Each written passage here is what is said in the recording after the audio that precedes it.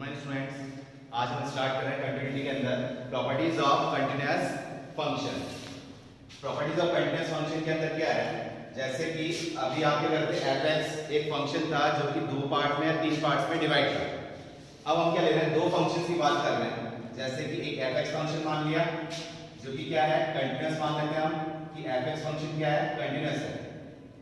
ये हो गया हमारे पास कंटिन्यूअस फंक्शन। और एक हमने ले लिया g(x) फंक्शन, ये भी क्या ले लिया, कंटिन्यूअस फंक्शन ले लिया कि f(x) फंक्शन और g(x) फंक्शन दोनों ही क्या है, कंटिन्यूअस है। अब अगर हम बात कर रहे हैं, और ये कंटिन्यूअस कहां पर देख रहे हैं हम, at x equal to particular किसी भी नंबर पे at x equal to a पे देख रहे हैं कि ये कंटिन्यूअस का है कि at x equal to a पे। अब अगर हम फर्स्ट पॉइंट देख रहे हैं तो c f(x) क्या होगा, c क्या है, एक कांस्टेंट है। लेट c क्या मान लिया हमने, कांस्टेंट मान लेते हैं। तो c into f(x), तो c f(x) क्या हो जाएगा, ये भी क्या हो जाएगा, कंटिन्यूअस हो जाएगा। कंटिन्यूअस हो जाएगा function at x equal to a पे, कि हम यहाँ f(x) देख रहे हैं और f(x) ऑलरेडी कंटिन्यूअस है x इक्वल टू a पे। तो c into f(x) क्या पुट कर रहे हैं, x की जगह a पुट कर रहे हैं, तो f(x) f(a) तो ऑलरेडी कंडीशन आ रही है, कंटिन्यूअस है, तो ये वाला भी क्या हो जाएगा, कंटिन्यूअस हो जाएगा। और c तो क्या है, कांस्टेंट है, 2 3 1 कुछ भी हो सकता है, तो ये क्या आ रहा है, कंटिन्यूअस फंक्शन हो रहा है।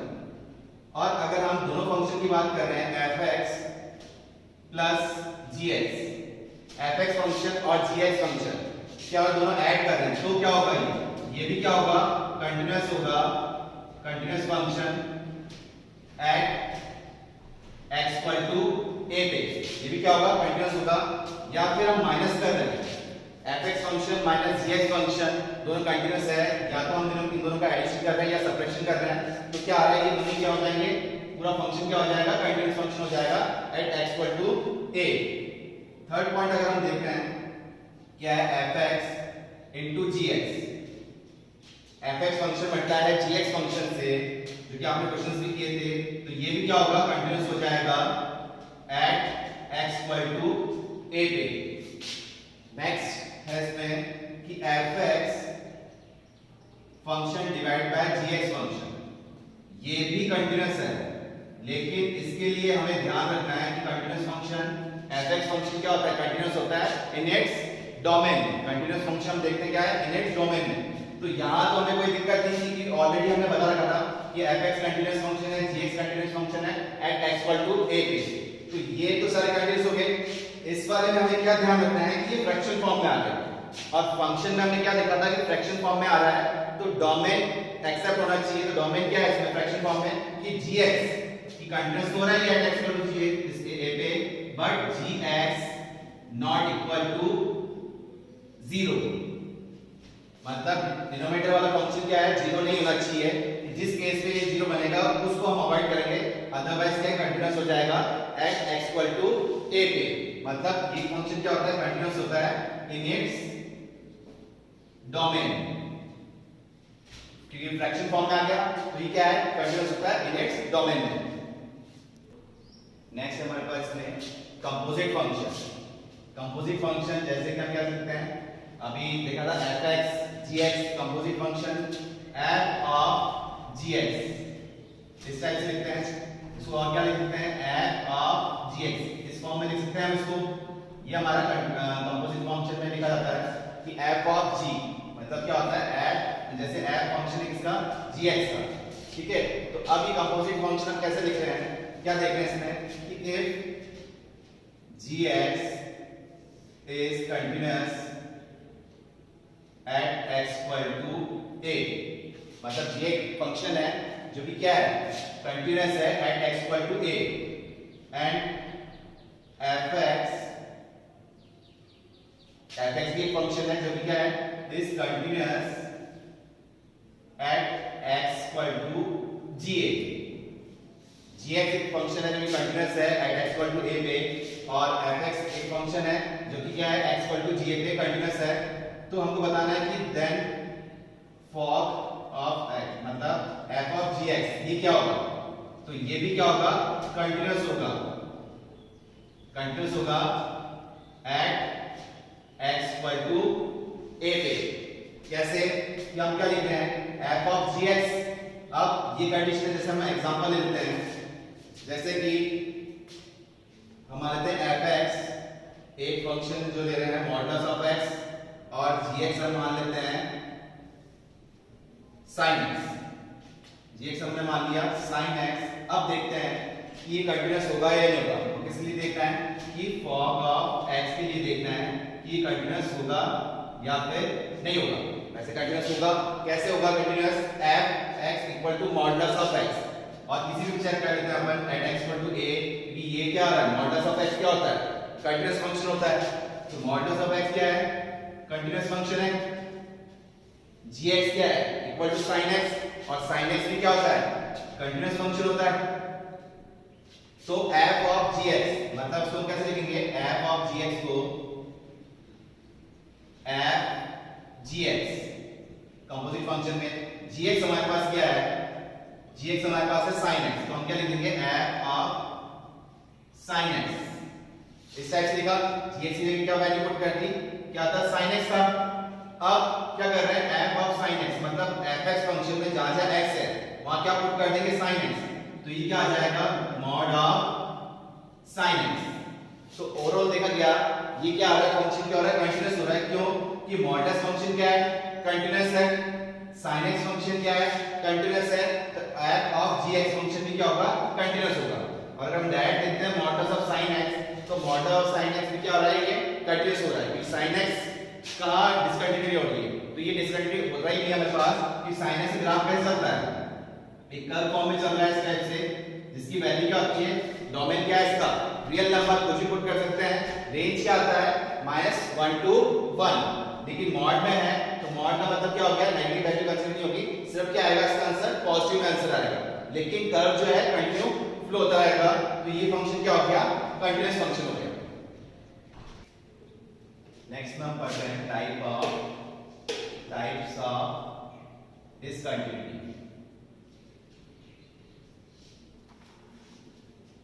इसमें कौन कौन से टाइप पढ़ रहे हैं, फर्स्ट पढ़ रहे हैं रिमूवल डिसकंटिन्यूटी और सेकंड पढ़ रहे हैं नॉन रिमूवल डिसकंटिन्यूटी। तो रिमूवल डिसकंटिन्यूटी का मतलब क्या आ रहा है, फर्स्ट हम टाइप कर रहे हैं रिमूवल डिसकंटिन्यूटी का मतलब क्या आ रहा है कि limit x tends to a f x ये एग्जिस्ट कर रहा है, कि इसकी कुछ ना कुछ वैल्यू आ रही है, ये एग्जिस्ट करता है, बट इसकी जो वैल्यू है not equal to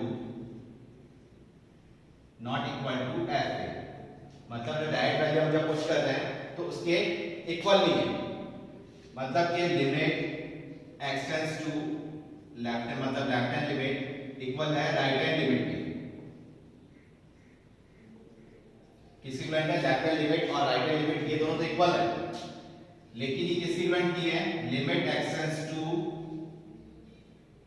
a f x, मतलब डायरेक्ट जो हम पुट कर रहे हैं इसको हम ऐसा लिख के डायरेक्ट लिखते हैं f a हो जाएगा, ये इसकी इक्विवेलेंट नहीं है। तो क्या आ रहा है, left hand limit right hand limit तो इक्वल आ रहा है, लेकिन किसकी इक्विवेलेंट नहीं आ रहा है, ये f a की वैल्यू जो हम डायरेक्ट वैल्यू पुट कर रहे हैं उससे क्या कर रहे हैं, रिमूवल डिसकंटिन्यूटी, मतलब हम उस डिसकंटिन्यूटी को रिमूव कर सकते हैं, उस फंक्शन को दोबारा रीडिफाइन कर सकते हैं, जिससे क्या होता है कि जो डिसकंटिन्यूटी है, जिस पॉइंट पे डिसकंटिन्यूटी हो रहा है उसको हम रिमूव कर सकते हैं। ठीक है, ये आ रहा है हमारा रिमूवल डिसकंटिन्यूटी। जैसे कि हम एग्जांपल ले लेते हैं कि f(x) एक फंक्शन है जो कि है x - 1, ये कब कंसीडर कर रहे हैं, x < 0 पे। एक है 1/4, ये कंसीडर हो रहा है x 0 पे, और नेक्स्ट है x² - 1, ये कंसीडर हो रहा है हमारे पास x 0 पे। तो इसमें हम क्या देख रहे हैं, अगर हम डायरेक्ट वैल्यू देख रहे हैं कि limit x tends to 0 f x, तो वो इक्वल टू 0 पे तो कितना आ गया 1/4। और अगर लेफ्ट हैंड लिमिट देखें, लेफ्ट हैंड लिमिट करने पे कितना बन जाएगा, limit x tends to 0 - f x, तो मतलब 0 - h, मतलब इसमें हम चेक करेंगे 0 - h और h भी 0 हो जाएगा, तो आंसर कितना आएगा -1। क्योंकि हम 0 माइनस लेफ्ट हैंड लिमिट कर रहे हैं, इसमें पुट कर रहे हैं, कितना बच गया -1 और राइट हैंड लिमिट चेक कर रहे हैं, limit x tends to 0 positive fx, right hand limit किस में जाएगा, इसमें जा रहा है, तो राइट हैंड लिमिट क्या हो गया, यहाँ 0 प्लस x करेंगे और 0 तो है ही, x भी क्या हो गया 0 हो गया, तो बचा क्या -1। तो क्या क्लियर हो रहा है यहाँ से, लेफ्ट हैंड लिमिट और राइट हैंड लिमिट कितना आ रहा है -1 आ रहा है, लेकिन ये इक्वल नहीं है किसके, दैट वैल्यू के, तो कितना हो गया ये, कि क्या हो गया डिसकंटिन्यूअस, मतलब डिसकंटिन्यूअस तो हो ही रहा है, डिसकंटिन्यूअस तो हो गया, लेकिन हम कौन सी डिसकंटिन्यूटी बोल रहे हैं इसको, removable discontinuity, removable discontinuity at x equal to 0 पे, ठीक है। अभी रिमूवेबल डिसकंटिन्यूटी हो रही है, अब रिमूवेबल डिसकंटिन्यूटी मतलब क्या हुआ, इसको हम रिमूव कर सकते हैं, इस फंक्शन को दोबारा डिफाइन कर सकते हैं, मतलब लेफ्ट हैंड लिमिट कितना आ रहा है -1 और राइट हैंड लिमिट कितना आ रहा है -1। अगर f0, ये किसी इक्विवेलेंट था f0 के, अगर f0 भी हमारा 1/4 के लिए क्या हो जाए -1 हो जाए, तो क्या हो जाएगा कंटीन्यूअस हो जाएगा। अगर हम इस टाइप से रिमूव कर पा रहे हैं तो इसे बोल रहे हैं रिमूवेबल डिसकंटिन्यूटी, मतलब अगर हम फंक्शन इसको रिडिफाइन करते हैं कि fx हमारे पास फंक्शन है x 1 जो कि है x < 0 और x इक्वल टू 0 पे हमको चाहिए था ये आपका -1 और राइट हैंड लिमिट भी -1 आ था, तो दो फंक्शन तो हमने ऐसे लिख दिए x स्क्वायर -1 ये हो गया x greater 0, x equal to 0 पे क्या लिखना पड़ेगा हमको -1, तब क्या हो जाएगा ये कंटीन्यूअस हो जाएगा, क्योंकि लेफ्ट हैंड लिमिट में हमारे पास ऐसे कितना आया था -1, राइट हैंड लिमिट में कितना है -1 और 0 पे भी कितना है -1, तो इसको क्या हो गया, हमने जो डिसकंटिन्यूटी आता है जिस पॉइंट पे उसको हमने रिमूव कर दिया, तो ये क्या हो गया रिमूवेबल डिसकंटिन्यूटी। अगर इसका ग्राफ देखते हैं तो इस ग्राफ कैसे बन रहा है, अगर हम ये फंक्शन देखते हैं कि x की वैल्यू 0 से लेस देन ले रहे हैं, 0 से लेस देन ले रहे हैं, अगर 0 पुट करते हैं तो कितना आ रहा है -1, जो कि कंसीडर नहीं हो रहा है, यहाँ -1 है तो ये कंसीडर नहीं हो रहा है। अब 0 से लेस देन ले रहे हैं, जैसे कि -1 दिया तो क्या आ जाएगा -2 और -3 ले रहे हैं तो कितना आ जाएगा -4, तो मतलब ये डाउनवर्ड डायरेक्शन में जा रहा है, लेकिन -1 कंसीडर नहीं हो रहा, इसको अपन ने ऊपर से छोड़ दिया और इस टाइप से ये लाइन जा रही है, क्लियर हुआ। और ग्रेटर देन 0 की बात कर रहे हैं हम, ग्रेटर देन 0 पे जब बात कर रहे हैं तो क्या आ रहा है x स्क्वायर, x की वैल्यू हमने 0 तो पुट कर नहीं सकते, 0 पुट करने से क्या आ जाएगा -1, अब 0 से अबाउट पुट करें, फॉर एग्जांपल 1 पुट कर दिया, क्या आ गया 1 पुट करने में क्या आ गया 0, यहां 1 पुट करने में 0 हो जाएगा, तो इसका कारण ये केस में जा रहा है क्वाड्रेटिक इक्वेशन फॉर्म में, तो पैराबोलिक कर्व के अकॉर्डिंग जाएगा ये इस टाइप से, इस टाइप से कर्व जाएगा। तो ग्राफ के अकॉर्डिंग क्या दिख रहा है कि 0 से लेस देन पे जब x की वैल्यू हमने 0 से लेस देन ली तो कंटीन्यूअस है, और जब x की वैल्यू हम ग्रेटर देन 0 ले रहे हैं तो कर्व क्या जा रहा है कंटीन्यूअस कर्व जाया जा रहा है, बट x इक्वल टू 0 पे, x इक्वल टू 0 पे इसके अकॉर्डिंग क्या आ रहा है 1/4, और 1/4 का मिलेगा हमें यहां पर मिल जाएगा 1/4, तो x इक्वल टू 0 पे क्या मिल रहा है 1/4, तो ये जो कंटिन्यूटी है यहां ब्रेक हो गई, मतलब यहां से जब मेरा कर्व हो रहा है तो यहां पे पैन उठाना पड़ रहा है, फिर यहां से वापस कर्व चल रहा है, तो x इक्वल टू 0 पे क्या है कंटिन्यूटी ब्रेक हो गई। तो अगर इसको हम रिमूव कर सकते हैं तो ये कंटीन्यूअस बन जाएगा, तो किस पे रिमूव कर रहे हैं कि अगर x की वैल्यू हम 0 पुट कर रहे हैं, x की वैल्यू 0 पुट कर रहे हैं तो क्या आ जाएगा -1, तो ये फिल हो गया, जो ओपन सर्कल का ये क्या हो गया फिल हो गया। अब कंटिन्यूटी ब्रेक नहीं हुई, क्या हुआ हमने ग्राफ ड्रॉ करते हुए कंटीन्यूअस ये ग्राफ ड्रॉ किया, तो x इक्वल टू 0 पे क्या हो गया ये कंटीन्यूअस हो गया, एट x इक्वल टू 0 पे क्या हो गया ये कंटीन्यूअस हो गया। तो ये थी हमारे पास रिमूवेबल डिसकंटिन्यूटी। नेक्स्ट में पढ़ रहे हैं नॉन रिमूवेबल डिसकंटिन्यूटी।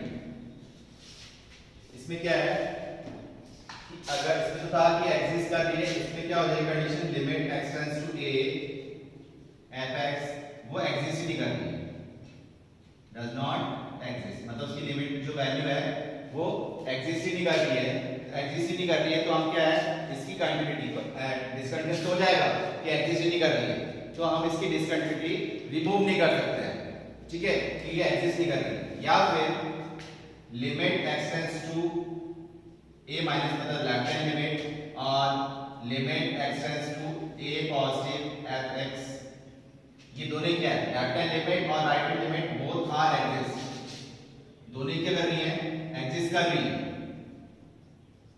दोनों एग्जिस्ट कर रही है, बट नॉट इक्वल, दोनों क्या है, इक्वल नहीं है, ये एग्जिस्ट तो कर रही है लेकिन इक्वल नहीं है, तो भी क्या हो जाएगी ये नॉन रिमूवेबल डिसकंटिन्यूटी। तो ये आया नॉन रिमूवेबल डिसकंटिन्यूटी, अगर लिमिट एग्जिस्ट नहीं कर रही तो भी नॉन रिमूवेबल हो गया, और या फिर लिमिट लेफ्ट हैंड लिमिट और राइट हैंड लिमिट दोनों की वैल्यूज इक्वल नहीं आ रही है, तो भी क्या हो जाएगा, मतलब एग्जिस्ट तो कर रही है लेकिन इक्वल नहीं है, तो भी क्या हो जाएगा, non removable discontinuity. Next property हमारे पास, जैसे उसमें क्या था हमारे पास कि fx फंक्शन और gx फंक्शन दोनों क्या थे, कंटीन्यूअस फंक्शन।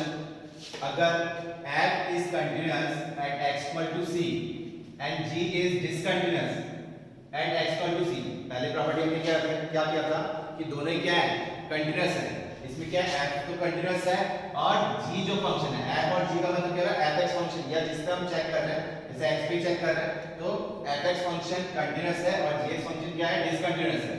तो क्या होगा, अगर हम एडिशन करते हैं दोनों फंक्शन का, तो वो क्या होगा, या सब्ट्रैक्शन करते हैं, डिसकंटीन्यूअस हो जाएगा at x equal to c पे, और इसमें क्या था, एडिशन और सब्ट्रैक्शन दोनों फंक्शन में क्या था, कंटीन्यूअस था, लेकिन इसमें क्या है, एक फंक्शन तो कंटीन्यूअस है और दूसरा क्या है, डिसकंटीन्यूअस है। तो आपको सॉल्व करने की जरूरत नहीं है, अगर आपको प्रॉपर्टी लर्न नहीं है तो हमको पूरा सॉल्व करना ही पड़ेगा। तो अगर लर्न है तो क्या हो जाएगा, ये सम और डिफरेंस दोनों क्या हो जाएंगे, डिसकंटीन्यूअस हो जाएंगे। और मल्टीप्लिकेशन, पहले वाले में हमने क्या किया था कि मल्टीप्लिकेशन क्या था, fx.gx कंटीन्यूअस था, इसमें भी क्या हो सकता है, मे बी कंटीन्यूअस, मतलब कंटीन्यूअस भी हो सकता है और डिसकंटीन्यूअस भी हो सकता है, वो डिपेंड कर रहा है क्वेश्चन के ऊपर, हमको सॉल्व करके देखना पड़ेगा। तो f.g मतलब fx.gx, ये आपको चेक करना पड़ेगा ये कंटीन्यूअस है या नहीं है, हो भी सकता है और नहीं भी हो सकता है। ऑब्जेक्टिव पॉइंट ऑफ व्यू से अगर ऑप्शन आता है तो आप करेंगे उसको मे बी कंटीन्यूअस। अगर f फंक्शन और g फंक्शन, इसमें तो क्या था, ये कंटीन्यूअस है डिसकंटीन्यूअस, इसमें क्या है, f फंक्शन और g फंक्शन दोनों क्या है, डिसकंटीन्यूअस है at x equal to c पे, दोनों फंक्शन क्या है, डिसकंटीन्यूअस है। तो सम, डिफरेंस और प्रोडक्ट मतलब f plus g, f minus g, f dot g, fx dot gx, ये क्या हो सकते हैं, कंटीन्यूअस हो भी सकते हैं और नहीं भी हो सकते, ठीक है। अगर डिसकंटीन्यूअस, दोनों फंक्शन डिसकंटीन्यूअस हैं तो भी क्या है, ये कंटीन्यूअस हो सकते हैं। अगर इनमें से एक डिसकंटीन्यूअस है तो भी क्या है, प्रोडक्ट क्या है, इसमें कंटीन्यूअस हो सकता है, और इधर तो क्या है कि दोनों अगर फंक्शन डिसकंटीन्यूअस है तो ये फंक्शन क्या हो सकता है, कंटीन्यूअस हो भी सकता है। लास्ट क्या है, point function is not a continuous function. Point function continuous function क्यों नहीं है, कि पॉइंट मतलब कि इसमें क्या होता है, डोमेन और रेंज देखते हैं, तो डोमेन और रेंज कंसिस्ट करते हैं ओनली वन वैल्यू, इसलिए पॉइंट फंक्शन क्या है, कंटीन्यूअस नहीं है। क्वेश्चन देखते हैं इसमें कि fx इज इक्वल टू, तीन पार्ट्स में डिवाइड है, 1 plus modulus of sin x whole to the power a by modulus of sin x। ये कंडीशन कब लेनी है, फंक्शन कब लेना है, जब x की वैल्यू माइनस पाई बाय 6 से तो बड़ी हो और 0 से लेस देन हो। फिर नेक्स्ट है b when x equal to 0, और थर्ड पर है फंक्शन है e to the power tan 2x divide by tan 3x। ये कब लेना है, when x is greater than 0 and less than pi by 6। क्या पूछा इसमें, a और b की वैल्यू फाइंड आउट करनी है if fx is continuous at x equal to 0, कि मतलब फंक्शन ऑलरेडी हमको बता रखा है कि कंटीन्यूअस है, हमको a की और b की वैल्यू फाइंड आउट करनी है। तो इसके अकॉर्डिंग देखना है तो क्रिटिकल पॉइंट हमें क्या मिल रहा है, 0 ही मिल रहा है।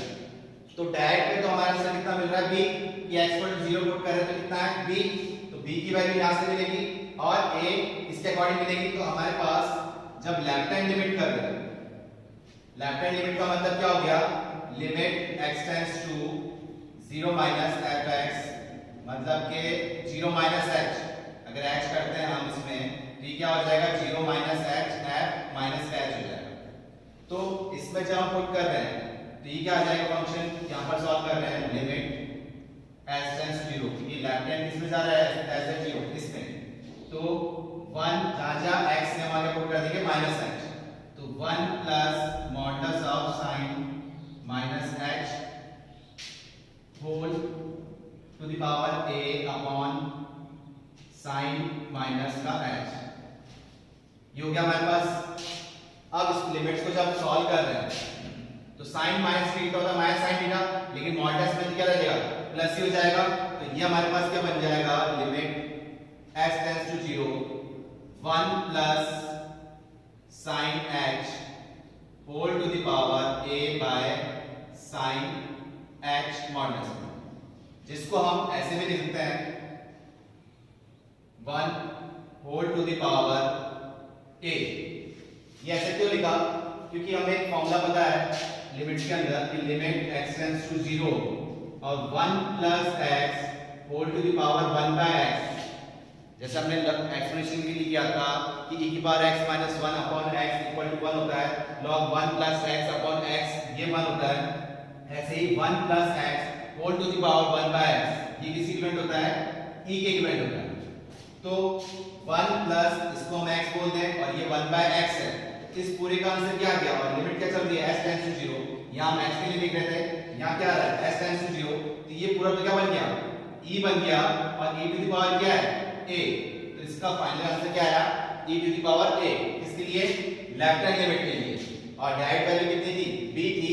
ऐसे ही राइट हैंड लिमिट के लिए जब हम चेक कर रहे हैं तो क्या है, limit x tends to 0 plus fx मतलब के 0 प्लस h जो कि h ही रह जाएगा, तो जहां जहां x है वहां हम h कर देंगे।